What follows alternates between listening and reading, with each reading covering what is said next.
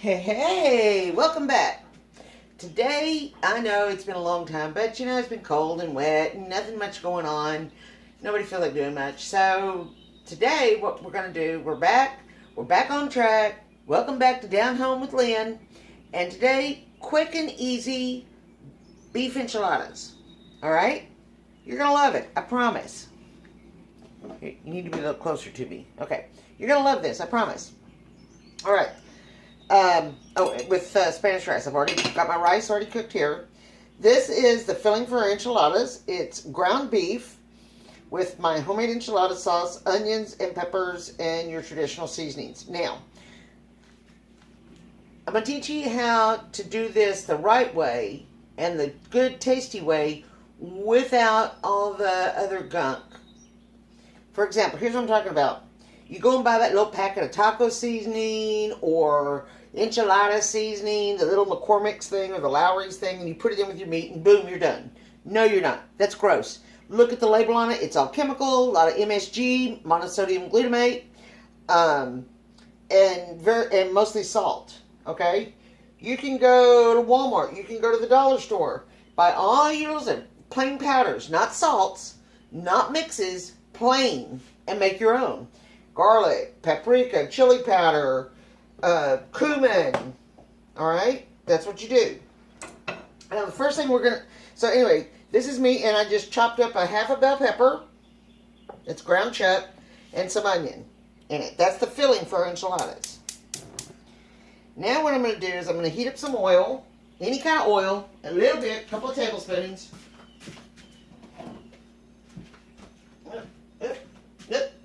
Hang on.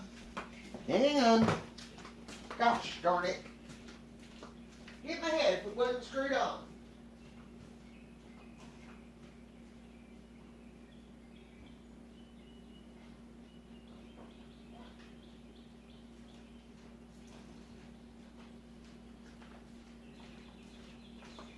Alright, I'm back.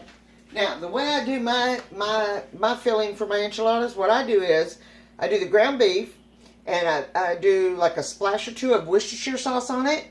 Then chop up the onions and peppers.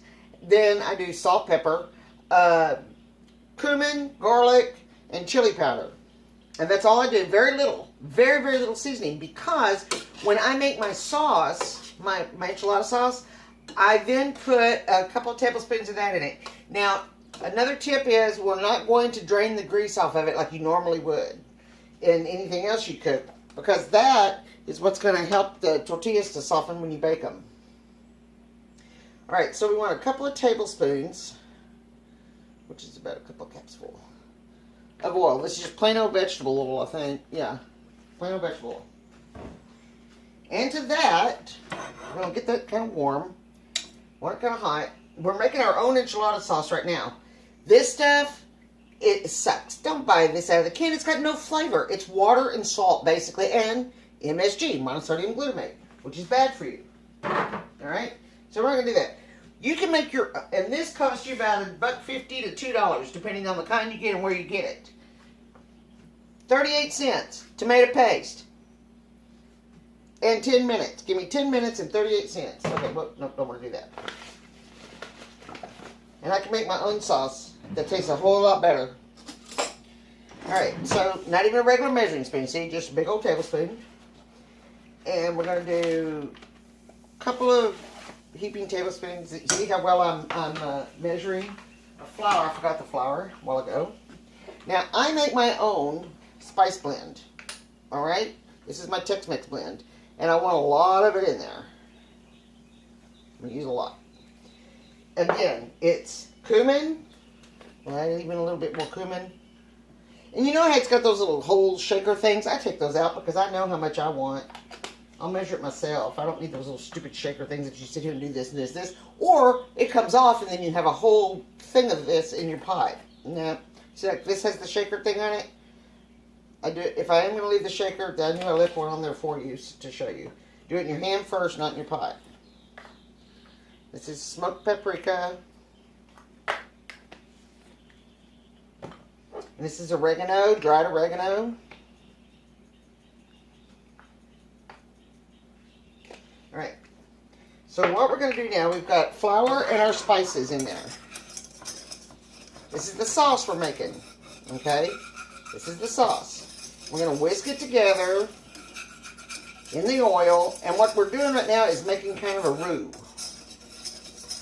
A roux is basically any kind of fat with any kind of thickener. For example, if you're making a white roux, that would be flour and butter, you know. White roux are used in gravies, bechamel sauces. Bechamel is cream sauce, any kind of cream sauce, cheese sauce, any kind of cream sauce. Hollandaise, any of it. That's all a bechamel base. Let me put my glasses on so I can see what I'm doing here. And if you've got too much loose and not enough clump, doesn't need to be completely clumped up. Just add a little bit more oil. It doesn't hurt anything. Doesn't hurt anything. And you're going to cook these spices for about 3 or 4 minutes over a good, low medium heat. You don't want to burn it. You don't want to scorch it. There we go. That's what I was looking for. Okay, so to that, I'm going to add a can of tomato paste. Plain old tomato paste. That's it.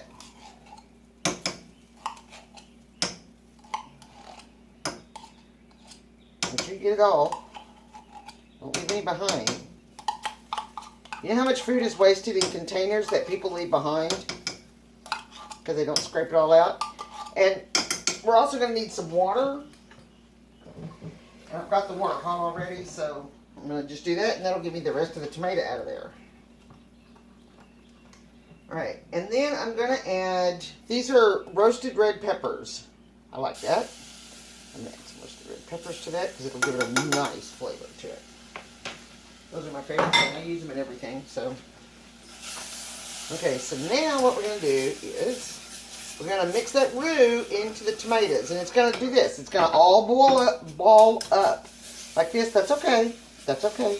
Let it do that, because it will eventually relax as the tomato paste melts. Just keep it out of the whisk as much as possible. And you're going to do this till it's all the dark brown, or pretty much the dark brown color. And then we're going to slowly start adding water to it. Oh, just splash it all over me. That's another reason why you go slow, so you don't splash it. But the other reason is to avoid clumps in your sauce. And if you're making cream gravy and people say, oh, I can't make that from scratch, mine's just all lumpy and nasty. Well, the reason is you're adding cold liquid to a hot mix, to your hot roux, your flour and fat. So that's why. You need to heat your liquids up. If you're using milk, heat it up. Don't boil it, because that's called scalding. But any kind of, if you're using chicken stock, beef stock, whatever it is, wine even, you want to just have it a little warm, not cold out of the refrigerator. Just put some in a glass and put it in the microwave for like 30 seconds, just enough to take the chill off of it.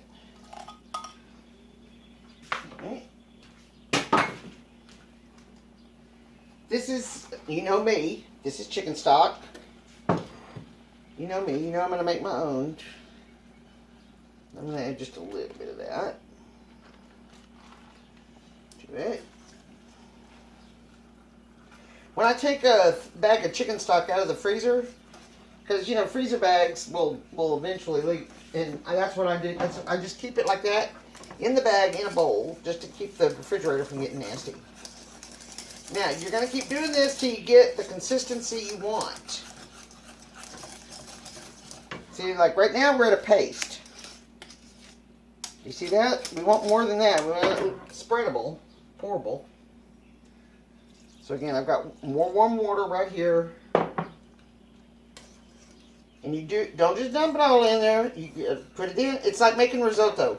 You put a ladle full in, incorporate that in, then do another one. Then do another one, then do another one, then do another one, then do another one. And it'll thicken back up on you. If it thins out, don't worry. Because as it cooks, and then it will thicken up more. So you want this kind of runny. Because of the flour in it. And that's all there is to it. Tomato paste, water, spices. That's it. And the kicker is, if you want it to be really authentic, here's the secret ingredient. Cinnamon. Not much. Just like that much. That's it. Don't make a face at me. I see you. Trust me on that. Have I steered you wrong yet? No, I don't think so.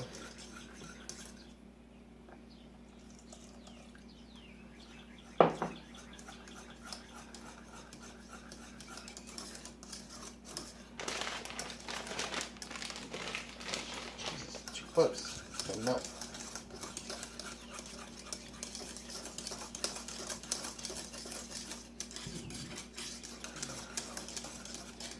Alright, I want just a tad more water.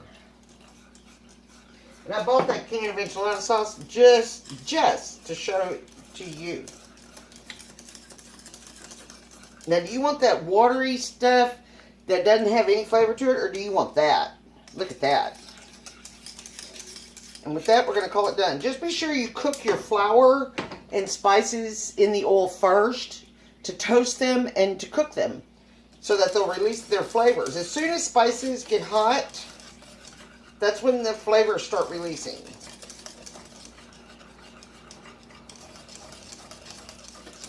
Okay, we're done with that. So now what we're going to do is we're going to put our enchiladas together. I'm going to make my rice. I've got my oven preheated to 350. Alright? Now, here are the tortillas. Just plain old corn, yellow corn tortillas. If you're using flour tortillas, I don't know what's wrong with you. I can't help you. I don't know where you're from. You're obviously not from Texas. And then people say, well, I've made enchiladas before, but they get so gummy. Well, of course they do. Okay, so I have a half order going out. So we're going to do the little order. I got a half order and a full order today going out. So the first thing I'm going to do is put just a little bit in the bottom of the pan. Not a lot, just a little bit. You're going to need a spoon too. So don't throw out one of your spoons. Alright, so now,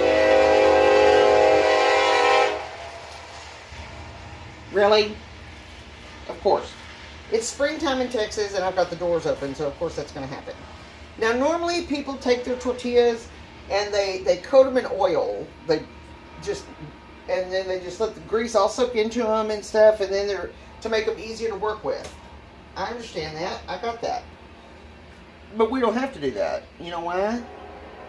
First of all, we've got our sauce in our meat. And we didn't drain the grease, so we have all of our grease in our meat. So we're going to take a tablespoon or so of meat. If it's a big clump like that, be sure and make sure you get onions and peppers in each bite. Okay. I'm going to do that, and I wasn't ready for you. See, look, I'm not quite ready. And those of you that are my regular watchers, you know I love Mexican full blend cheese, so that's what I'm using. And you can do the cheese. I would put the cheese in it right over the meat, and then you can dump the extra in it because it's all going to be mixed together. Alright. So, you know I cook for a living. This is an order that I'm doing for customers this week. This has been extremely popular this week. So, a couple tablespoons of meat. And a sprinkling of cheese. And then put it in the pan.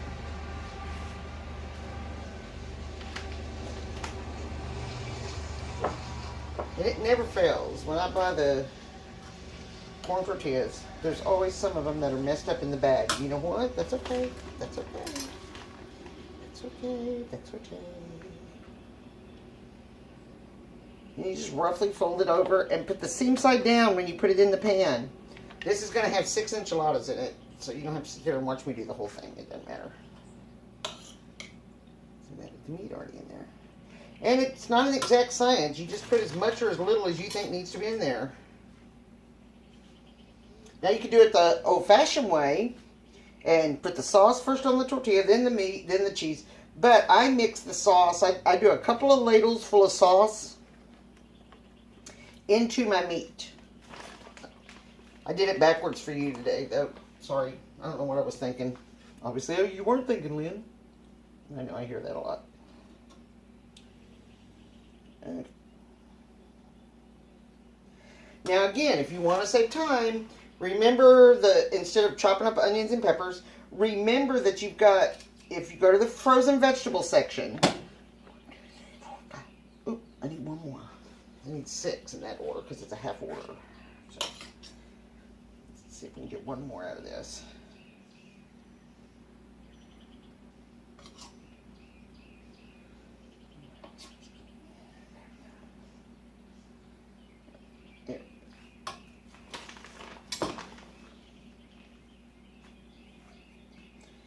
Tortillas are falling apart on me. That's okay. It's okay. It's enchiladas, you know. Okay, so now I got my 6 in my pan.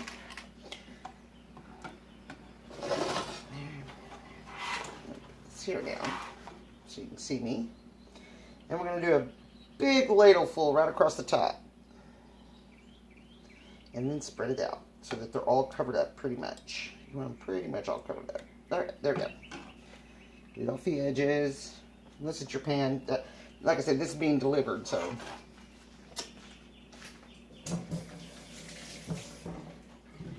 Oh, that's good. Good, good, good, good. So now we're going to take cheese. And we're going to cover it up with cheese. Just like that. You want the top completely covered with cheese. For the most part. Don't be chintzy. Don't be cheap. Alright, so that one's ready to go. That one's ready to go in the oven. But we're going to do another one. Because I got another one going out, a full order. Alright, I got a full order going out too. So in this way.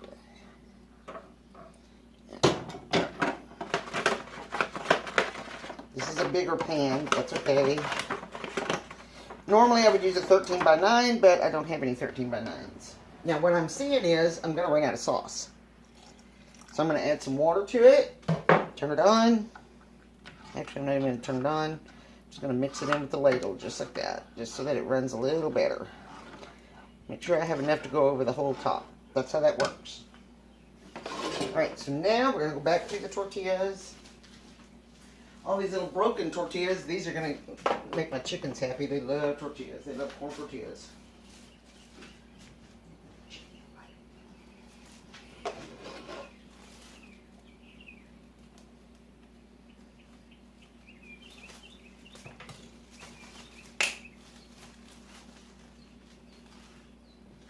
There we go. Just a little filling.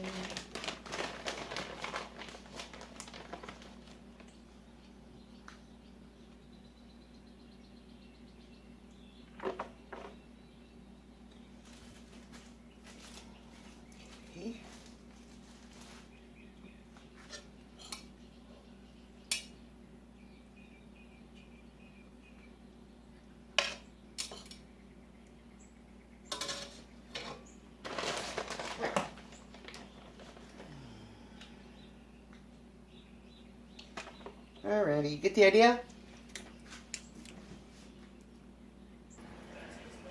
Alright, well that's in the oven. Well, the enchiladas are in the oven. We're going to start on our rice. And I've got a pan of oil. Same pan. Of oil. Big pan.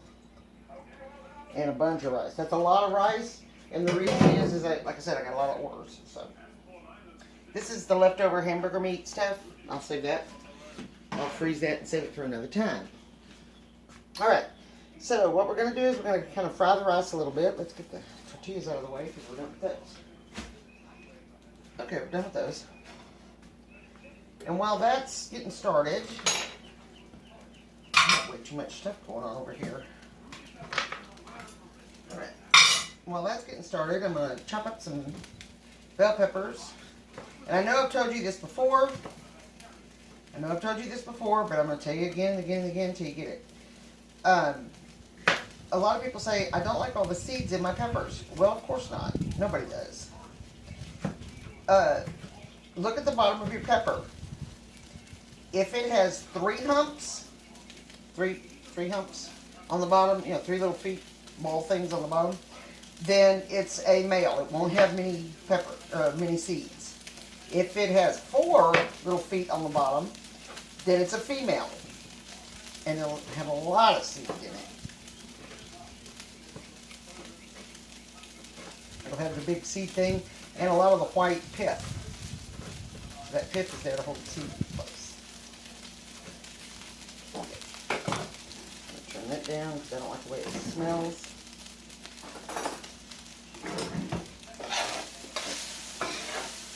And you just want a little bit of oil or butter. Either one, doesn't matter. Not a lot, just a little bit. We're going to kind of just, the rice is already cooked, but now what we're doing is kind of frying it, kind of toasting it. And we're going to throw in our bell pepper. Put bell pepper on the knife, didn't I? And some onion. Oh, geez, this is a hard big old onion. That's a hard big old onion. Hard big old onion. Remember, don't feed the onions to your chickens unless you want eggs that taste like onions.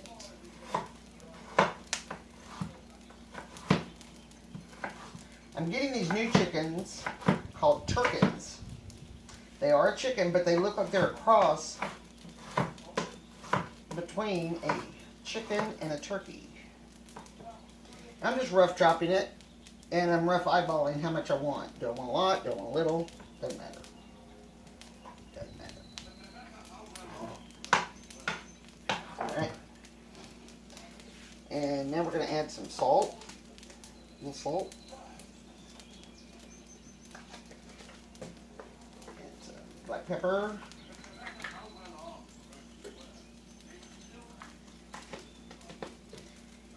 Some cumin.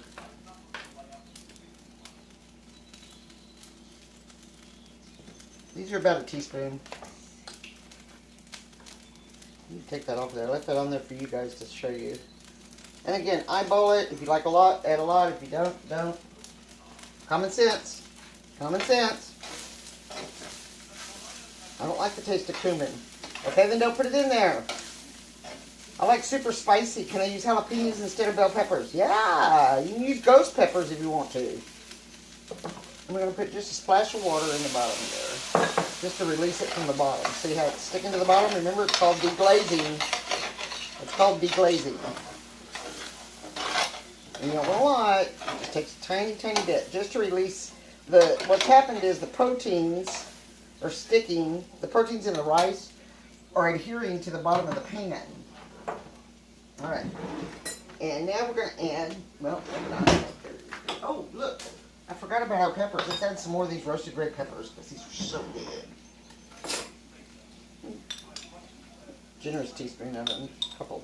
I like those a lot. I'm going to add a can of Mexican-style diced tomatoes. You can use rotels. You can use plain tomatoes. You can use fresh tomatoes. You know, common sense. What do you have on hand? I'm going to drain off some of the juice, not all of it. And just dump it in there.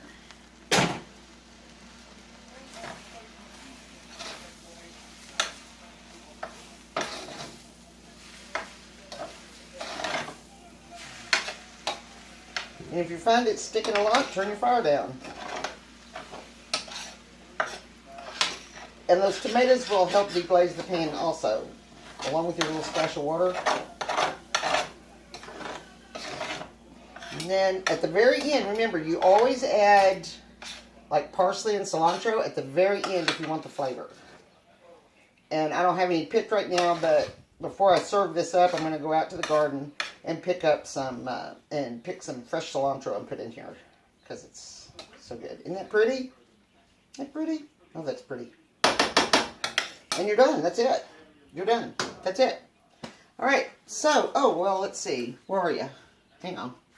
Hang on. I'm sure you want to see what you made today.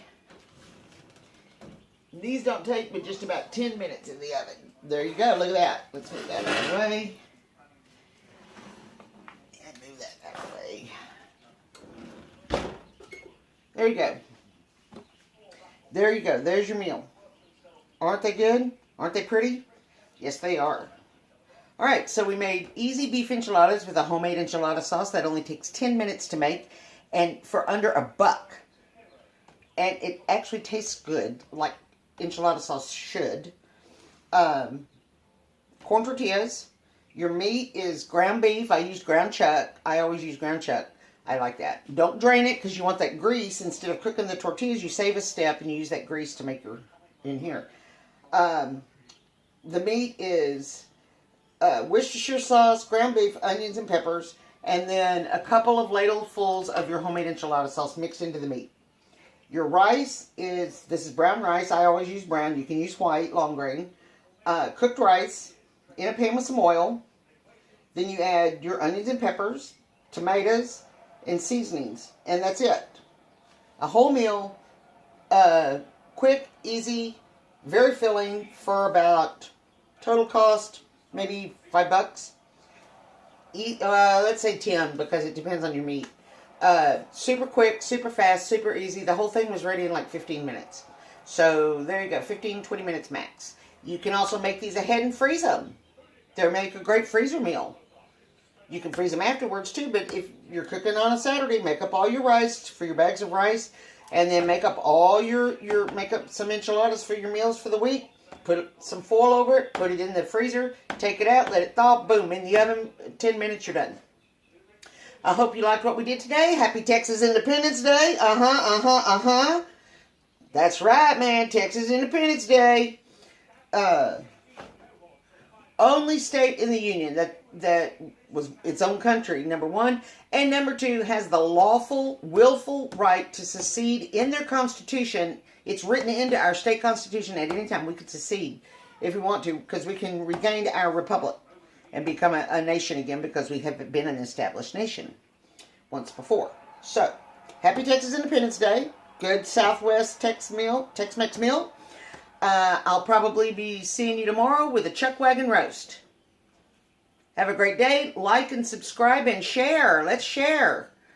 Get these videos going. We need people all over learning how to cook the way we know. Learning how to eat the way we know how to eat. Come back tomorrow. Have a great, blessed day. Bye.